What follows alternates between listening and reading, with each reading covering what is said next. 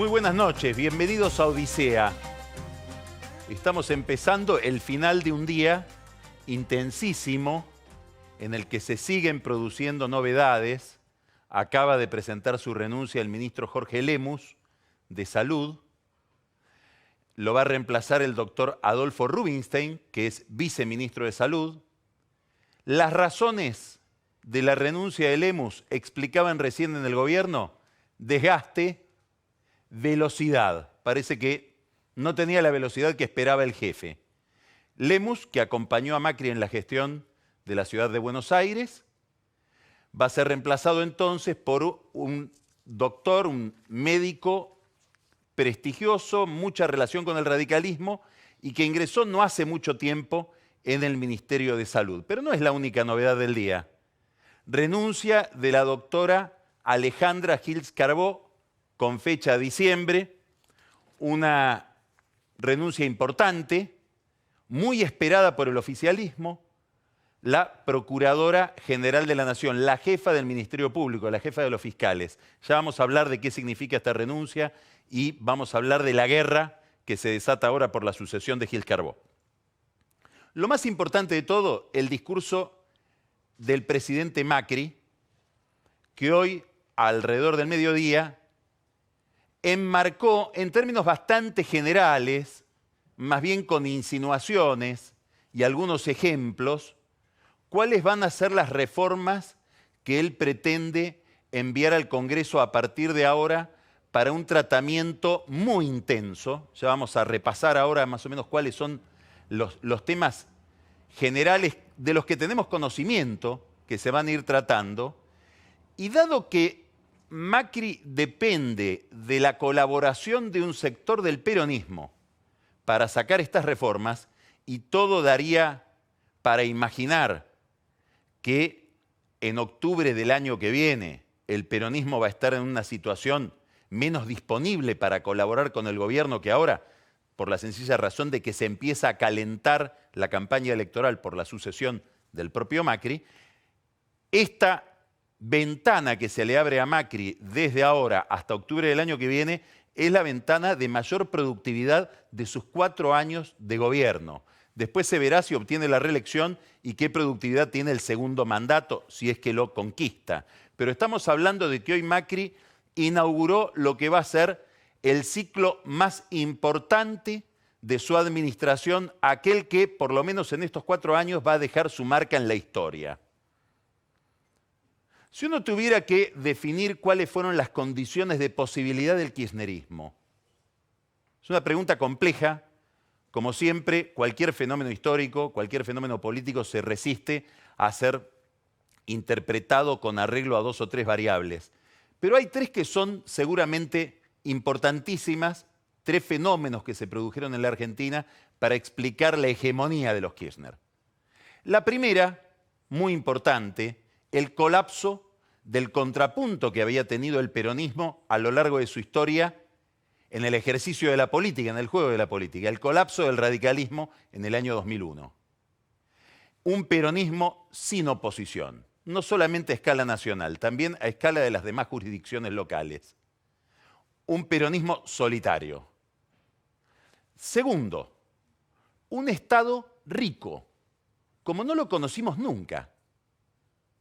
Gracias al que el precio de las commodities fue excepcional y empezó a subir después de que los Kirchner, o en el momento en que los Kirchner llegan al poder, la soja tocó los $600 la tonelada en el mercado de Chicago, y gracias a que el Estado se apropiaba de los ingresos de los productores y se sigue apropiando con un 35% de retenciones, tuvieron los Kirchner la posibilidad de un Estado con muchos recursos.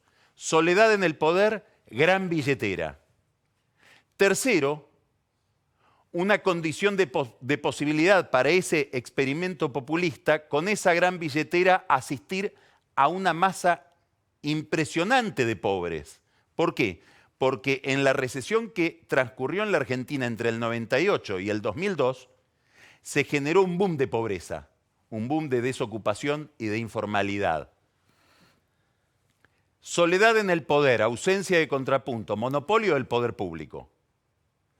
Gran cantidad de recursos para un Estado muy poderoso fiscalmente. y la posibilidad de generar grandes bolsones de clientelismo con la pobreza a partir de la asistencia social que permitían esos recursos. Eso fue el kirchnerismo. ¿Qué quedó de eso? El actual gobierno de Macri gobierna, se podría decir, cercado por la oposición.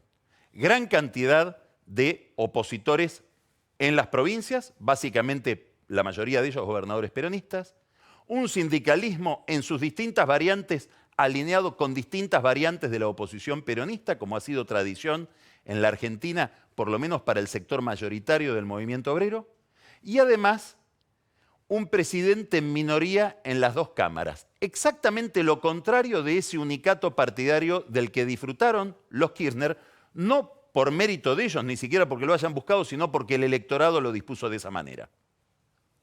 El Estado, en parte por la política del gobierno anterior, en gran medida por la política del gobierno anterior, ya no rico, deficitario. Quiere decir que al unicato de poder y a la existencia de un fisco poderoso, solo le quedó de las tres condiciones el boom de pobreza, que sigue estando, 30% de pobreza. ¿Esto a dónde nos conduce? 30% de pobreza, minoría en las dos cámaras, este es el gradualismo.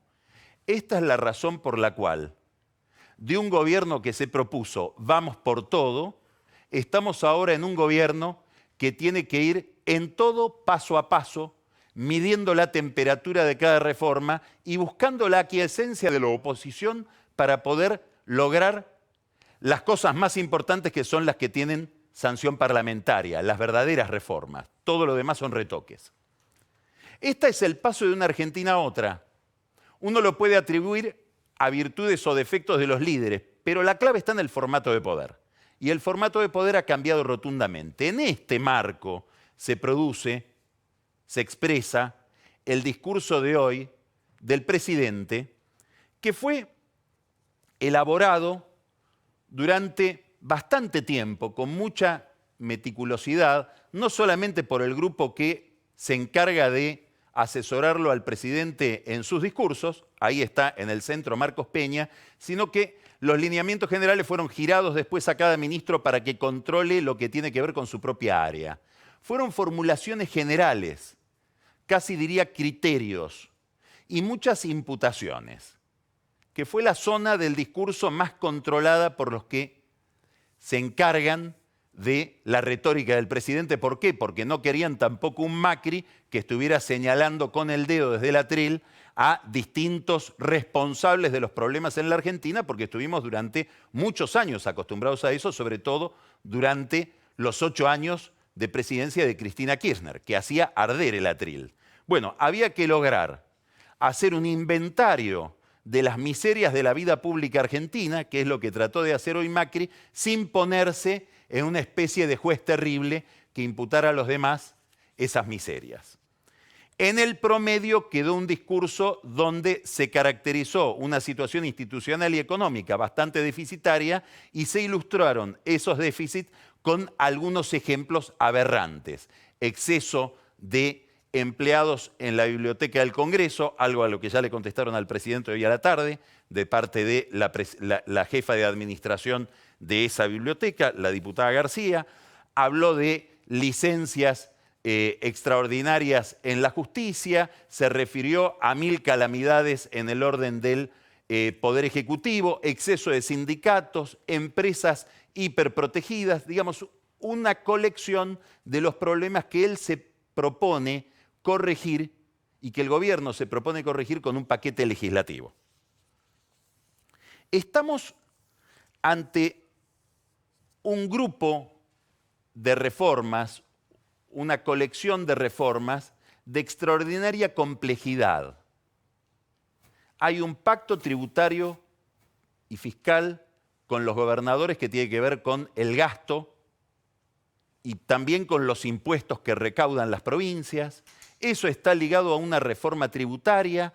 Además, hay una reforma laboral que toca los aportes patronales al Estado, es decir, que toca también la cuestión tributaria, y detrás de todo eso una gran reforma que en realidad desde el punto de vista técnico es apenas un detalle, pero una gran reforma por su impacto en el presupuesto, que es una reforma de la forma en que se actualizan las jubilaciones.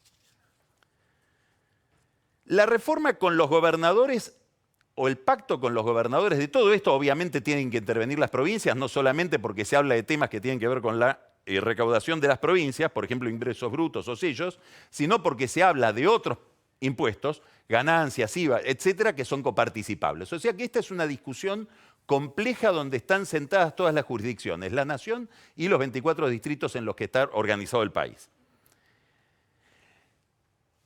Toca en lo que tiene que ver directamente con las provincias y en lo que se va a negociar de aquí hasta el 9 de noviembre, que se piensa hacer una presentación general en una reunión ya conjunta con los gobernadores, 9 de noviembre, poco tiempo, impuesto a los ingresos brutos, que es un impuesto muy fácil de recaudar, un impuesto en el que los gobernadores casi no le tienen que pedir permiso a nadie si es que tienen mayorías parlamentarias en su legislatura, un impuesto extraordinariamente distorsivo, no existe en ningún lugar del mundo. 4 puntos del Producto Bruto Interno de la Argentina están representados por el impuesto a los ingresos brutos y ya empezó a haber algunas modificaciones. Por ejemplo, la provincia de Buenos Aires, la provincia de Córdoba y la capital federal renunciaron a cobrar ingresos brutos por imponer a empresas de otras jurisdicciones, es decir, a empresas que no tienen domicilio en el propio territorio de la capital de Córdoba o de la provincia de Buenos Aires. Nada más que esas 3 provincias, por la eliminación de esto que se llama metafóricamente aduanas interiores, le están haciendo una transferencia del Estado a los bolsillos privados de 20.000 millones de pesos. Y estamos hablando de un detalle. Además hay una reforma tributaria propiamente dicha. 270 páginas. ¿Escuchó? 270 páginas. Es decir, no es un tema fácil de discutir, está plagada de detalles técnicos. Cada clavija que uno toca ahí tiene 3 o 4 derivaciones y ese es el producto de 4 meses de estudio dentro del Ministerio de Hacienda y dentro del Gabinete Nacional, sobre todo en lo que se llama el Gabinete de Coordinación de la jefatura de gabinete, donde intervienen Quintana, Lopetegui, obviamente Duhovne, pero también interviene Luis Caputo de Finanzas. ¿De qué están hablando cuando habla de reforma tributaria? Todavía no se sabe con detalle. Sabemos algunas ideas generales que van a ser materia de discusión en las próximas semanas. Por ejemplo, se va a reducir de 35% a 25% los impuestos de aquellas ganancias de empresas que reinviertan lo que ganan. Es decir, todo aquello que una empresa gane y lo reinvierta ya no paga 35 de ganancias, sino 25. Un detalle interesante de toda esta discusión, en todos los casos hay comparaciones internacionales. Por ejemplo, en este caso, han estudiado que el promedio internacional de impuesto a las ganancias para empresas es del 24%. Aquí, sobre lo que no se distribuye de dividendos, es decir, sobre lo que se reinvierte, sería de 25%. Estaríamos cerca del promedio internacional. Impuesto al cheque, que es un impuesto que nos viene de la crisis del 2001. Con un Estado diezmado, se aplicó el impuesto al cheque, que es un impuesto súper distorsivo. Se coparticipa solamente el 30% de ese impuesto. La propuesta del gobierno va a ser ir disminuyéndolo, haciéndolo deducible de ganancias de aquí a 5 años. Es decir, dentro de 5 años el impuesto al cheque va a ser deducible 100% del impuesto a las ganancias. Un impuesto que va a dar mucho que hablar y es políticamente imposible no aplicarlo, es el impuesto a la renta financiera. El único país que no tiene, de los países que uno mira para mirar sistemas económicos y fiscales, que no tiene impuesto a la renta financiera es Estonia. Esto porque digo que es políticamente imposible no aplicar, porque es muy difícil justificar que alguien que tiene un emprendimiento productivo paga un impuesto y el que no tiene un emprendimiento productivo y solo especula con títulos, acciones o plazos fijos o LEVAX, no paga impuestos a la renta que obtiene con esas aplicaciones. Claro, en un país donde la inflación es altísima, es la segunda inflación del mundo después de Venezuela, es muy probable que sea muy lógico que alguien se cubra financieramente y que su renta no sea la que dice la tasa de interés, sino la renta real, que es mínima y a veces negativa respecto de la inflación. Por eso va a haber una gran discusión. Igual se van a tener en cuenta alícuotas inferiores a las que pagan las acciones o títulos o instrumentos financieros extranjeros y se va a tener en cuenta, sobre todo para los que depositan en plazo fijo, la inflación. Es decir, la tasa va a ser mínima porque se va a ir ajustando según vaya bajando la inflación de acuerdo a lo que diga el INDEC. Estamos hablando de 3 o 4 detalles de una ley de 270 páginas. Viene una gran discusión. Va a haber también una reforma laboral. No es una reforma laboral a la brasileña, tipo flexibilización. Va a haber una reforma laboral cuya principal pretensión es facilitar el blanqueo de trabajadores. ¿Esto qué significa? Primero, un mínimo no imponible para el empleador que emplea a trabajadores hasta 12.000 pesos de sueldo. Hasta 12.000 pesos de sueldo del empleado no se pagan cargas patronales. Va a haber además un nuevo sistema que se llama de los que trabajan y dan trabajo, es decir, pequeñísimas empresas. Por ejemplo, un kiosco que tiene 3 empleados o tiene 2 empleados.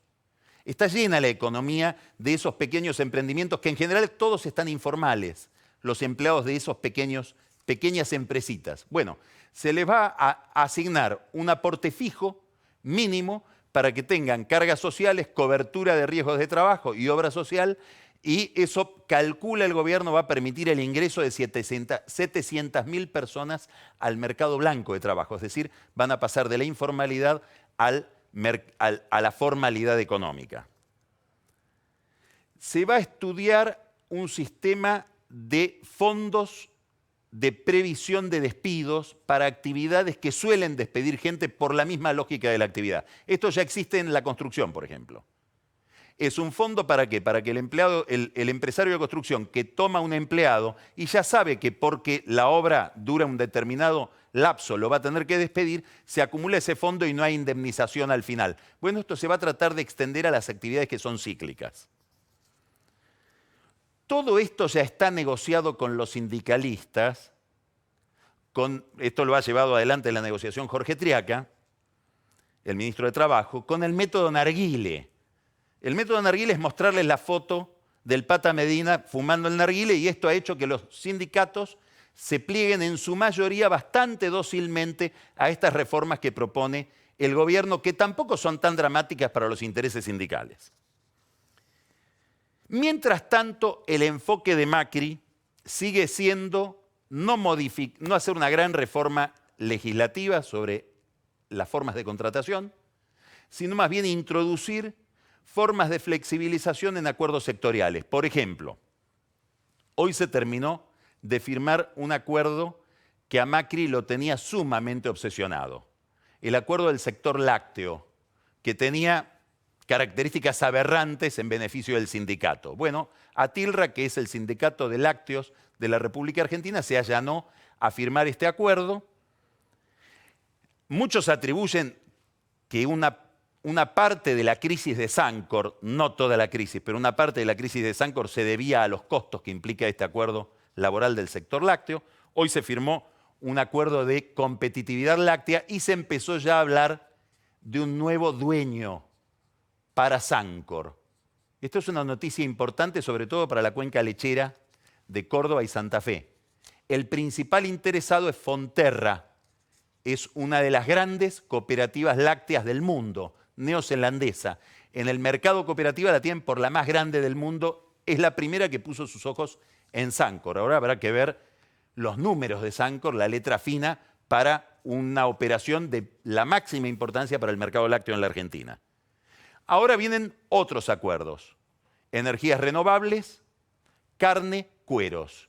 Y hoy una resolución que pasó casi inadvertida, y es que en el sector de la navegación queda desregulada la contratación de prácticos. Es decir, la empresa naviera que llega a puerto va a poder contratar a quien quiere y queda desregulada la contratación del práctico que lo lleva hasta el muelle. Otra obsesión de Macri, que le puso el dedo primero a el Caballo Suárez, del gremio de los marítimos, muy ligado a todos estos negocios, y después al empresario Doñate, que está ligado también a esta actividad que ahora se desregula. La cabeza de Macri está muy puesta en estos temas. Normalizar precios, entre otros precios, las tarifas de los servicios públicos, y ahora bajar costos, que es una tarea no económica, política, porque detrás de cada costo hay un interés político con el cual habrá que pulsear. Por eso lo hace después de haber obtenido un gran respaldo político en las elecciones. El gobierno casi no quiere hablar de esto porque está buscando la forma de decirlo. Es el tema. Y hay que decirlo con toda claridad. Este sistema previsional, al cual se le metió cantidad de beneficiarios y una fórmula de ajuste insoportable para la economía y para el fisco y para la ANSES, es una bomba de tiempo para toda la economía pública. ¿Qué quiere decir esto? Que el tipo de actualización de las jubilaciones que ajustan o por aumento de recaudación de la ANSES o por los mejores sueldos de los últimos 12 meses, que van atados siempre a la inflación pasada, o sea que son cifras o alícuotas muy altas y la inflación va en descenso, en vez de ajustarse por la inflación futura, que es lo que indica la sana economía, es con la inflación que ya se superó, esto está llevando a la ANSES a la quiebra. Bueno, el gobierno va a tomar una medida, que la va a negociar seguramente con el peronismo, es una medida crucial, probablemente la medida más importante de todo este paquete del que habló Macri. Hoy aludió muy levemente a esto Macri, al tema del ANSES y del gasto en jubilaciones. Va a tomar una medida que es negociar otra fórmula de cálculo de las jubilaciones achicando la periodicidad, es decir, las jubilaciones se ajustarían por una fórmula más racional y más seguido. En concreto, lo que hay que ir calculando es que si el aumento de jubilaciones es 27% al año, ahora será 23% al año y habrá que ver con qué beneficios compensan esta noticia. ¿Qué quiere decir esta medida? Lo siguiente. El Estado se ahorraría 100.000 millones de pesos con este ajuste. Calcule que la reparación jubilatoria, de la que muchos funcionarios hoy están arrepentidos, más allá de la enorme justicia que tuvo como medida por el costo fiscal que tuvo, la reparación jubilatoria significó un aumento en el costo del ANSES de 75.000 millones por año. Esto sería un ahorro de 100.000. Bueno, de los 100.000 podría salir el fondo del conurbano o alguna otra cosa. Además de todo esto, se tienen que negociar reformas institucionales. Las más importantes van a pasar para el año que viene, pero había una que se iba a negociar ahora y que ahora perdió urgencia, perdió temperatura. Era una ley que establezca cómo se remueve a la procuradora o al procurador general de la Nación, dado que ha habido un juez contencioso administrativo que a pedido de una organización de abogados ligada al Colegio de Abogados de la Ciudad de Buenos Aires y del propio gobierno, que político tal cual lo establece la ley, es un exceso del Congreso respecto a lo que plantea la Constitución como forma de remover al jefe de los fiscales, objetivo principal de Macri que le atribuye a Gil Carbó casi todas sus desgracias. Lo cierto es que hoy Gil Carbó, probablemente enterada, y tal vez se lo hizo saber su abogado, que es un hombre de enorme experiencia, León Arlanian, enterada de que el jueves pasado hubo un almuerzo en el despacho de Mario Quintana, del que participaron los principales gestores de la política judicial e institucional del gobierno, empezando por el ministro de Justicia, Germán Garabano, se puede haber enterado Gil Carbó de que en ese almuerzo se decidió una fórmula que iba a ser negociada después con el peronismo, sobre todo con Miguel Pichetto, que va a estar en un minuto aquí dialogando con nosotros y con Emilio Monzó, con el presidente de la Cámara de Diputados, una fórmula para establecer un jury que iba a removerla a Gil Carbó en medio de lo que se preveía iba a ser una carnicería. Gil Carbó presentó su renuncia, lo hizo antes de que hable el presidente. El presidente, cuando dio su discurso esta mañana, ya sabía que Gil Carbó había renunciado, diciendo que ella pretende poner su renuncia a disposición de que se mantenga la autonomía del Ministerio Público. Ahora se abre una discusión respecto de quién es el sucesor. muchos nombres en la carrera, muchos nombres, sobre todo de gente que viene de las fiscalías. Dicen que hay dos a la cabeza en esa carrera. El que más le gusta a Macri, Gustavo Hornos. Dice, de todo lo que me trajeron hasta ahora es el que más miro. Es un camarista importante de la Cámara Federal de Casación Penal. Pasaría de ser camarista a ser procurador, si es que logra pasar la picadora de carne que van a hacer estos 2 meses, y si es que logra que Macri lo proponga y el Senado con 2/3 lo apruebe. Es complicada la operación. El otro, Alberto García Lema. Fue constituyente, fue procurador no de la Nación, como era Gil Carbó, sino del Tesoro. Es el cargo que hoy tiene Bernardo Sarabia Frías, que entre otras cosas estuvo también, creo, en ese almuerzo, igual que Fabián Rodríguez Simón. Bueno, García Lema fue procurador del Tesoro, es decir, abogado del Estado. Es un hombre muy respetado en el peronismo, pero también en la oposición. Tiene muchos amigos en el radicalismo y es uno de los autores de la Constitución. ¿Cuál es la diferencia entre uno y otro? Hornos es uno de los tantos candidatos que proviene del sistema Comodropi. García Lema viene de fuera de ese sistema. Habrá que ver si para Macri esto es o no un criterio. Después hay cuestiones que tienen que ver con la edad. Dicen que García Lema tal vez no es el preferido de Macri porque tiene 75 años, salvo que le pongan abajo una serie de colaboradores de menor edad y más vigor para pelear contra lo que cree Macri que hay que pelear, que es un grupo de fiscales muy ideologizados que dejó implantado el gobierno anterior con la colaboración de Gil Carbó. Más allá de estos 2 nombres, Raúl Ple, Ricardo Recondo, que también viene de fuera de Comodoro Pi, fue presidente de la Asociación de Magistrados, origen radical, también buena prensa dentro del peronismo. Ricardo Sáenz, que es fiscal del fuero ordinario, fiscal de Cámara del fuero del crimen, del fuero no federal sino ordinario de la capital, y Gabriel Cavallo, que también viene de la tradición Comodoro Pi, excuñado del famoso Ariel Lijo de AJUFE, la Asociación de Jueces Federales. ¿Qué importa de todo esto? ¿Cuál es el mayor riesgo del gobierno en estas reformas que se propone? No es lo conceptual, sino más bien el método. Si sabrá negociar con un peronismo muy adiestrado, sobre todo los gobernadores, en discutir cuestiones de plata, que son votos. Detrás de cada dinero, de cada peso que está negociando un gobernador, está pensando en los votos que se obtienen a través de ese dinero. El presidente nombró a 4 responsables: Quintana, Lopetegui, los 2 vicejefes de gabinete, Duhovne, el ministro de Hacienda, y Rogelio Frigerio, el ministro del Interior. Ese es el team que va a negociar con el peronismo. Del otro lado, los gobernadores y una figura central, lo vamos a escuchar dentro de un ratito, Miguel Pichetto, que es el presidente del bloque mayoritario del peronismo en el Senado.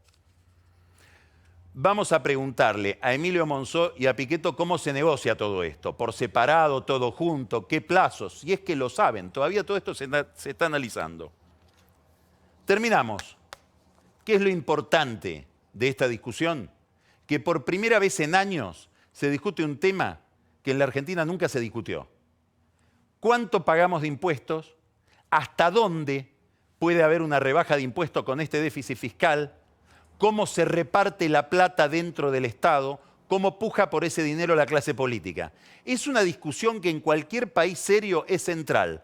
Hay lugares como los Estados Unidos donde es casi lo único que se discute. Acá no sabemos ni qué es un impuesto. La gente lo confunde con el ABL en general, según nos dijo Alejandro Katterberg por las encuestas de Poliarquía. ¿Cuánto cuesta el Estado? Pregunta que nos hacemos poco. Otras sociedades, como les decía, nacieron a la política, nacieron a la vida democrática haciendo esta pregunta. Los parlamentos surgieron para que el Estado le cobre menos impuestos a la gente. Empezamos en esa discusión donde hay poco relato y muchos números. Es otra novedad. Empezamos Odisea.